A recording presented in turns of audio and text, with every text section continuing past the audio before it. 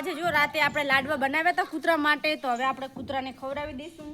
તો તમે જો ગાઈસ, આપણે ગલુડિયા માટે ને કૂતરા માટે બધાની માટે લાડવા બનાવ્યા હતા.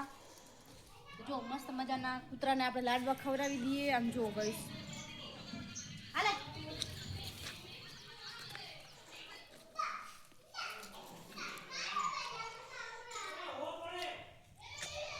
તો આપણે એક કૂતરાને લાડવા ખવડાવી દીધા છે ને હવે આપણે એક ગાયને ખવડાવશું.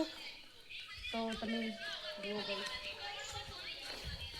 અને આપણે કૂતરા માટે બિસ્કિટ પણ લાવ્યા છે. તમે જો ગાઈસ, તો પેલા લાડવા ખવડાવી દઈએ, પછી આપણે કૂતરાને બિસ્કિટ પણ ખવડાવવાના છે. તો બિસ્કિટ ને લાડવા.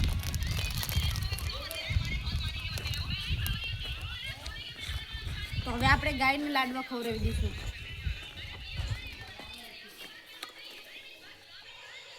તો બે લાડવા ગાયને ખવડાવી દીધા છે. હવે આપણે ઓલા વાસડાને પણ ખવડાવીશું લાડવા.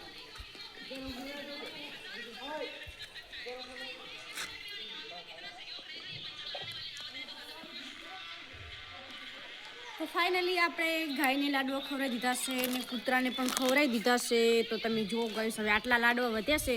હવે આ લાડવા છે ને આપણે બીજા કૂતરાને ખવડાવશું, એટલે બધાય કૂતરાને લાડવા નાખી દઈએ આપણે.